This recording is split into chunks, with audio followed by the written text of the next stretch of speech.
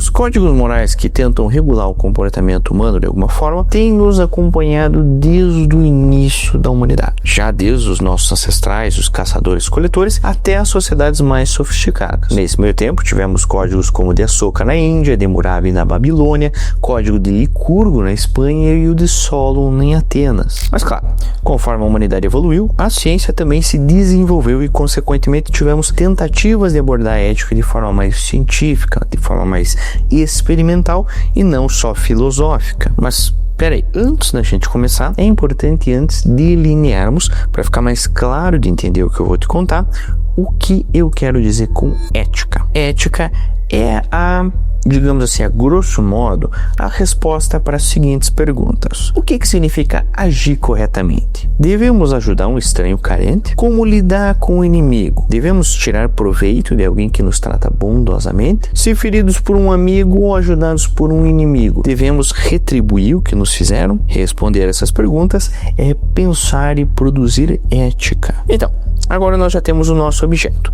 Quando tomamos esse tipo de decisão, respondemos essas perguntas que eu comentei, o nosso interesse não é só fazer o correto, mas também fazer aquilo que funciona. Como assim aquilo que funciona? Aquilo que torna a nós e o resto da sociedade que nos acompanha mais feliz, mais segura. Para começar, o padrão mais admirado de comportamento, pelo menos no Ocidente, é a regra de ouro atribuída a ninguém menos que Jesus de Nazaré. Todo mundo conhece ela, a formulação do Evangelho lá de São Mateus, que diz: faz aos outros o que desejas que te façam. É super lindo, super importante, mas ninguém segue. Curiosamente, quando perguntaram ao filósofo chinês do século V a.C., Confúcio, qual que era a opinião dele sobre a regra de ouro, que é de pagar o mal com a bondade, ele ficou curioso e falou: puxa vida, se você paga o mal com a bondade, com o que você vai pagar a bondade? E isso pode parecer bobeira, essa forma de pensar, mas é um ponto de reflexão interessante. Veja, a mulher pobre que inveja a riqueza do seu vizinho deve dar o pouco que tem para os ricos pagar a maldade com bondade? Ou vamos dar um passo a mais,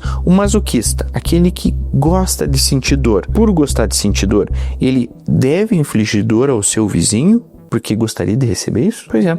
Será que a regra de ouro leva em conta as diferenças humanas? Lembrando, o objetivo aqui é deixar com dúvidas, e lembrando também que esse vídeo inteiro é feito com base no livro Bilhões e Bilhões do Carl Sagan. Mas voltando ao tema, temos também não só a regra de ouro, mas a regra de prata. Não faça aos outros o que não deseja que te façam. Os exemplos mais inspiradores da regra de prata no século XX foram Mahatma Gandhi e Martin Luther King Jr., que aconselharam os povos oprimidos a não pagarem a violência dos opressores com mais violência, e também ensinaram a não serem submissos e obedientes. Na verdade, o que eles pregavam era a desobediência civil pacífica, que seria colocar um corpo na linha de tiro para mostrar a justiça da sua causa com a disposição de ser punido por desafiar uma injustiça. Entendeu? Interessante que o Martin Luther King venerava o Gandhi como a primeira pessoa na história a converter as regras de ouro e prata não só numa forma de comportamento, mas num instrumento de mudança social. A desobediência civil pacífica, na verdade, mudou o planeta no século XX,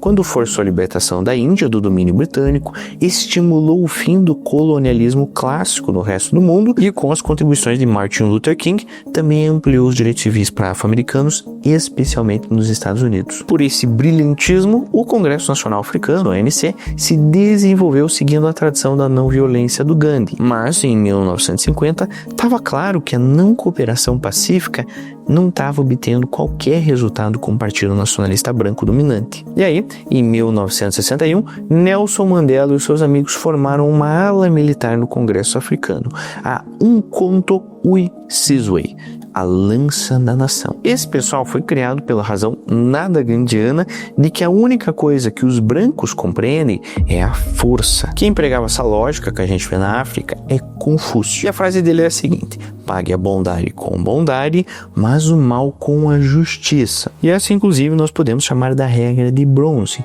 Faz os outros o que te façam. É mais ou menos como a lei de Talião. Olho por olho, dente por dente, mas aqui não é só o mal, não é só a punição. O bem também se paga com o bem. No comportamento real humano, é um padrão bastante familiar esse. Se o inimigo se inclina para a paz, Incline-se você também. Isso não são minhas palavras, são do presidente Clinton, quando citou o Alcorão nos acordos de paz entre os israelenses e os palestinos. De cunhagem mais inferior, nós ainda temos a regra de ferro. Faz aos outros o que quiseres, antes que eles te façam o mesmo. Às vezes, essa regra não aparece dessa forma, ela aparece como aquele que tem o ouro, que tem a grana, é quem faz as regras. É quase que um farinha pouca, meu pirão primeiro. Mas tá bom, ouvindo todas essas regras éticas que parecem que saíram da tabela periódica, eu sei que a que mais te apeteceu foi a regra de bronze. Ela parece a mais natural, a mais prática, afinal nela você paga o bem com a bondade e o mal com justiça, né? Parece lógico. Só que a gente precisa pontuar uma coisa, apesar do aparente caráter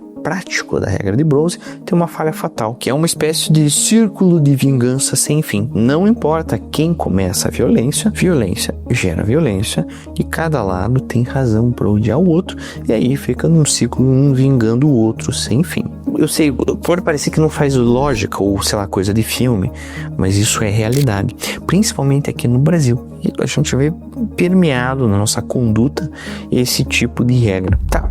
E como é que a gente fica ali? Falamos uma outra de regra, qual que é a regra que Carl Sagan propõe? Pois é, a regra de bronze é implacável demais com as suas vinganças.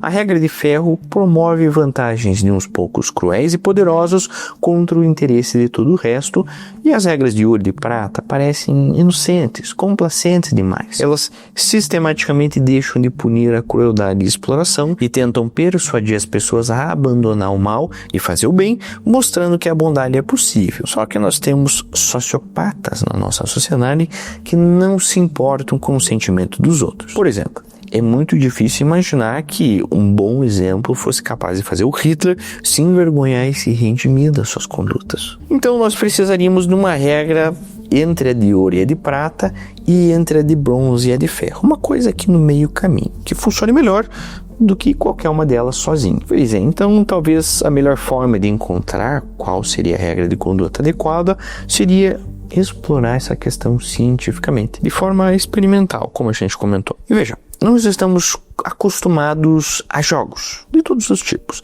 E normalmente os jogos que nós jogamos, alguém ganha e alguém perde. Todo ponto marcado pelo nosso adversário nos deixa um tanto para trás. Na verdade, jogos de ganhar e perder parecem quase que naturais. E muitas pessoas até têm dificuldade de pensar num jogo que não seja ganhar e perder. Veja, parece que não existe ambiguidade sobre as intenções do adversário. Dentro das regras do jogo, ele vai fazer todo o possível para nos derrotar. E é bem interessante que, por exemplo, muitas crianças ficam consternadas na primeira vez que elas se defrontam com o lado perda dos jogos ganhar e perder. Tanto a ponto, inclusive, de sofrer a falência do banco imobiliário, as crianças começam a pedir uma isenção especial, uma flexibilização das penalidades. E quando isso não acontece, a gente vê lágrimas, gritos, desesperos, e as pessoas e as crianças reclamando de como o jogo é cruel e insensível, como de fato é. Dentro das regras do banco imobiliário, não tem uma forma dos jogadores cooperarem para que todos se beneficiem. Não foi para isso que o jogo foi projetado. E a mesma coisa vale para todo outro tipo de competição, seja boxe, futebol, hóquei, beisebol, xadrez,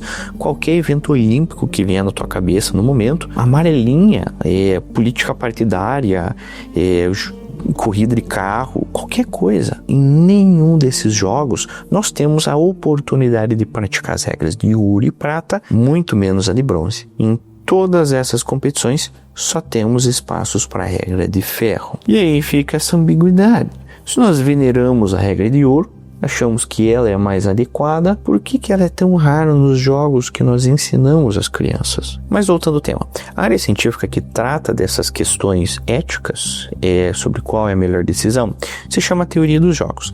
É usado em tática militar, na política comercial, competição empresarial, redução de poluição ambiental, até em política para guerra nuclear, os planos para guerra nuclear, nós vemos um pouco de teoria dos jogos. E dentro dessa área de estudo, o jogo paradigmático usado para explicar explicar situações é o dilema do prisioneiro. Nele tem vários resultados possíveis: ganhar, perder. Tenho certeza que você já deve ter ouvido falar ele em algum momento, só que eu vou repassar rapidinho, caso você não conheça, ou só para dar uma refrescada na memória. Imagine que você e um amigo são presos por cometer um crime grave. Para a finalidade desse jogo, não importa quem cometeu o crime, se foi teu amigo, se foi você, ou se nenhum dos dois, o que importa é que a polícia pensa que vocês cometeram. Antes de uma oportunidade de você combinar a história com seu amigo, ou planejar uma estratégia do que vai ser falado para a polícia, vocês dois são levados para celas de interrogatório separadas. Lá, a polícia tenta fazer com que você ou seu amigo confesse. Inclusive, eles dizem que o seu amigo já confessou e incriminou você. A polícia pode estar dizendo a verdade, ou ela pode estar mentindo. Você não tem como saber. Você não sabe o que seu amigo falou. As suas únicas opções é alegar inocência ou se declarar culpado. Qual que seria a melhor estratégia para minimizar o castigo? Se você nega ter cometido o crime, e sem que você saiba, o seu amigo também nega, o caso é difícil de provar e as duas sentenças vão ser bem leves. Se você confessa e o seu amigo também confessa, o trabalho que o Estado teve de realizar para solucionar o crime foi pequeno, e em troca vocês ganham também sentenças leves,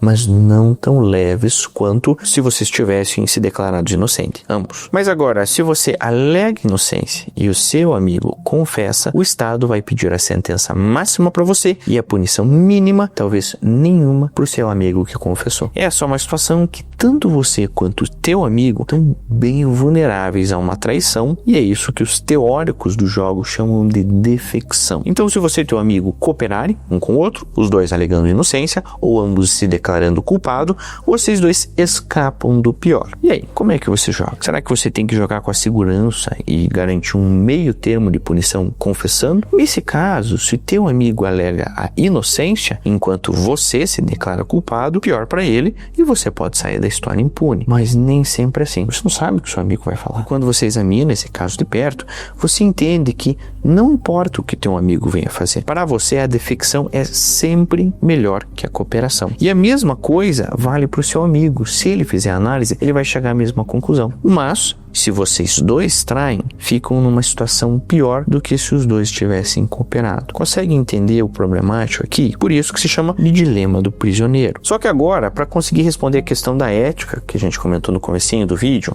vamos considerar o dilema do prisioneiro, mas feito de forma repetida, várias vezes seguidas, em que os jogadores passam por várias sequências desses jogos. No final de cada um desses jogos, eles descobrem pela punição o que o outro alegou, se ele confessou ou se ele se declarou inocente. E aí, conforme os jogos vão passando, eles vão ganhando experiência sobre a estratégia e o caráter um do outro. Será que com essas experiências os jogadores vão aprender a cooperar, jogo após jogo, ambos sempre negando que cometeram crime, mesmo se, por exemplo, a recompensa por delatar o outro for muito grande? E aí você pode tentar cooperar ou trair, dependendo de como foi o jogo ou os jogos anteriores. Se você coopera demais, outro jogador pode explorar a tua boa natureza. Agora, se você trai demais, é provável que o seu amigo vai trair você muitas vezes, o que também é ruim para os dois. O que eu quero dizer para você aqui é que o padrão de defecção vão ser os dados que vão ser passados por outro jogador para ele decidir como serão as próximas rodadas. Só que aí chegamos na questão importante, na questão ética que eu havia comentado. Qual é a dosagem adequada de cooperação e defecção? Aqui você consegue identificar como isso pode ser quantificado, é possível testar isso. Então, nada melhor do que tentar responder isso do que fazermos um experimento. E ele já foi feito. Está no livro The Evolution of Cooperation do sociólogo da Universidade de Michigan, o Robert Axelrod. E ele explorou essa questão num torneio de computador em rodízios contínuos. Vários códigos de comportamento se confrontaram e no final nós vimos quem ganha, né? Quem ganha seria aquele que pega a menor pena cumulativa. Inicialmente, as estratégias mais simples pode ser, por exemplo, a de cooperar o tempo todo, né? A regra de ouro, independentemente de quais sejam as vantagens que os outros vão levar sobre você, ou talvez a estratégia mais clara seja nunca cooperar, independentemente dos benefícios que podem vir na cooperação. Então, como eu falei, aqui você vê, né, seria o exemplo da regra de ouro e da regra de ferro aplicadas continuamente na simulação. E é interessante porque na simulação, quando ambas foram aplicadas, né, em conjunto com todas as outras, elas sempre perdem.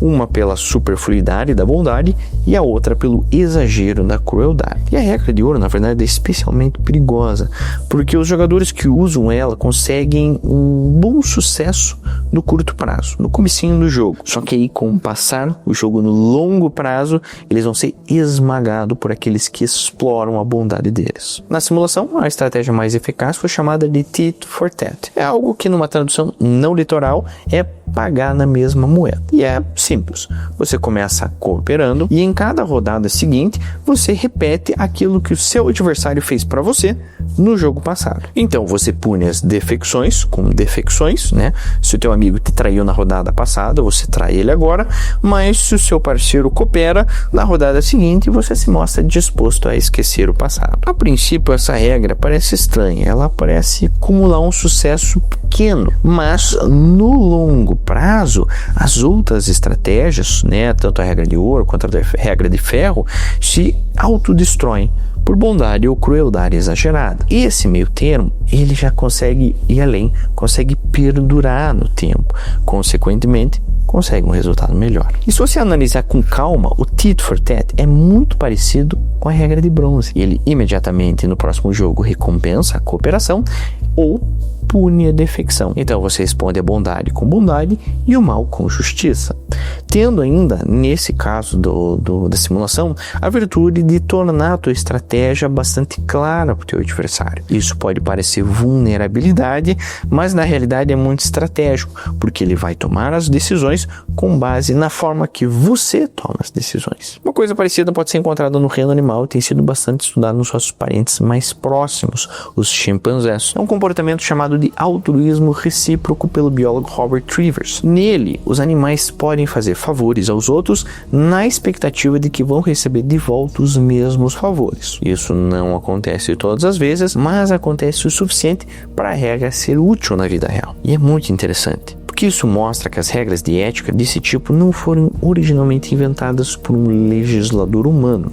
É quase como uma coisa que vem do fundo do nosso passado evolutivo, um impulso natural. Mas ao mesmo tempo também é importante a gente deixar claro que o exemplo que foi dado aqui, o dilema do prisioneiro, é um jogo muito simples e a vida real é uma coisa muito mais complexa. Então, para mim é importante que você deixe o seu comentário sobre o que você pensa sobre esse tema aqui. Caso você se interesse por temas mais filosóficos, eu tenho um vídeo inteiro falando sobre o que é justiça. Mas, caso você goste de temas mais cerebrais, experimentais, eu tenho um vídeo inteiro falando aqui sobre o desenvolvimento tardio dos adolescentes e quais as implicações éticas disso. Eu tô te esperando no próximo vídeo. Até lá. Tchau, tchau.